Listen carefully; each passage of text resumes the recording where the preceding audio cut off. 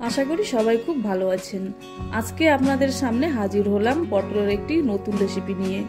আজকে তৈরি করব অনুষ্ঠান বাড়ির স্টাইলে পটল চিংড়ি রেসিপি। আর অনুষ্ঠান বাড়িতে কিভাবে পটল চিংড়ি রান্না করা হয় তা জানতে ভিডিওটি সম্পূর্ণ দেখুন।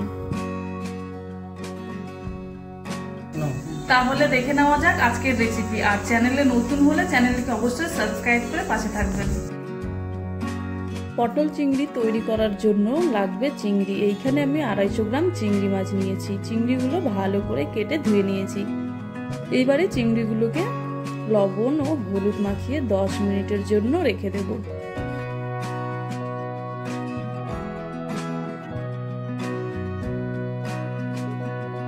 সবার প্রথমে কড়াইতে আমি সরষের তেল দিয়ে দেবো। তেলটা ভালোভাবে গরম করে নেব।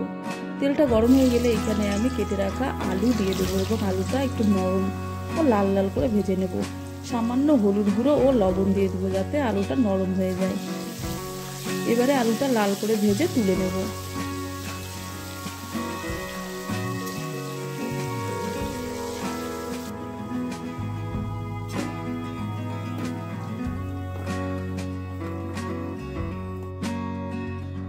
এইবারে আমি এইখানে পটলগুলো ভেজে নেব। পটলগুলো আমি এইখানে কেটে 2 ভাগ করে নিয়েছি।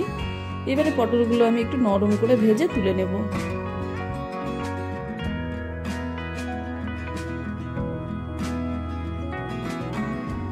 এইবারে লবণ হলুদ মাখিয়ে রাখা চিংড়ি মাছগুলো ভেজে নেব। এইখানে চিংড়ি মাছগুলো আমি খুব বেশি ভাজবো না, কারণ চিংড়ি মাছগুলো বেশি ভাজলে হার্ড হয়ে যায়, তখন খাওয়ার সময় ভালো লাগে না। তাই আমি কালারটা চেঞ্জ হলে তুলে রেখে নেব। চিংড়িগুলি ভাজা হয়ে গেছে। এবারে তুলে একটা আলাদা পাত্রে রেখে দেব।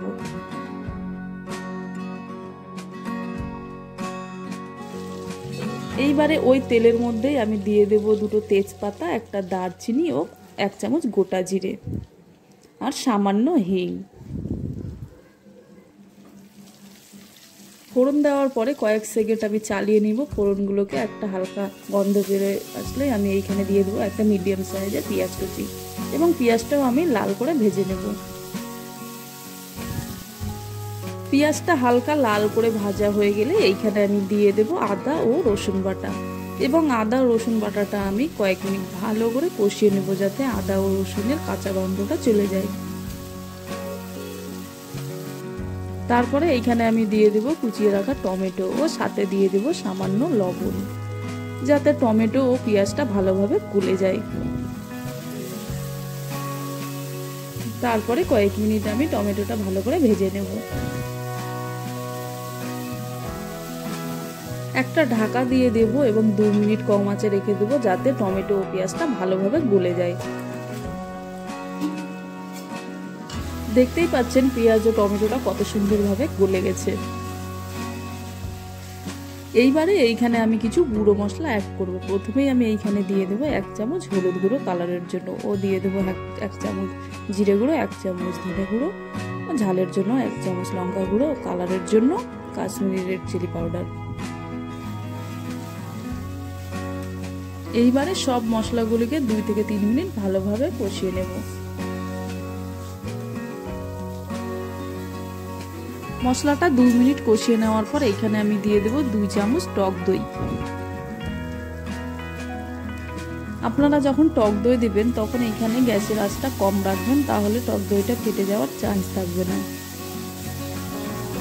এইবারে আমি মশলাটা খুব ভালোভাবে কষিয়ে নেব যতক্ষণ অবধি না মশলা থেকে তেলটা আলাদা হয়ে আসে।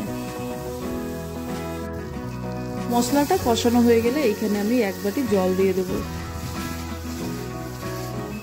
এইবারে ঝোলটা ভালো করে চালিয়ে নিয়ে এইখানে আমি আগে থেকে ভেজে রাখা আলু, পটল ও চিংড়ি দিয়ে দেব। এইবারে ঝোলের সঙ্গে সবগুলি চালিয়ে নেব। তারপরে এইখানে আমি স্বাদ অনুযায়ী দিয়ে দেব লবণ ও সামান্য চিনি।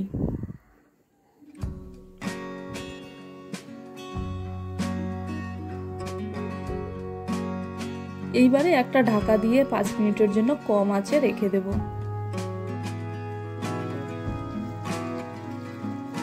5 মিনিট পর ঢাকাটা তুলে এইবারে ভালো করে চালিয়ে নেব এবং গ্যাসটা বন্ধ করে দেবো। তাহলেই তৈরি হয়ে যাবে অনুষ্ঠান বাড়ির মতো পটল চিংড়ি। আপনারাও বাড়িতে এইভাবে ট্রাই করে দেখবেন, খেতে অসাধারণ হয়। গরম গরম ভাতের সঙ্গে খেতে খুব ভালো লাগে।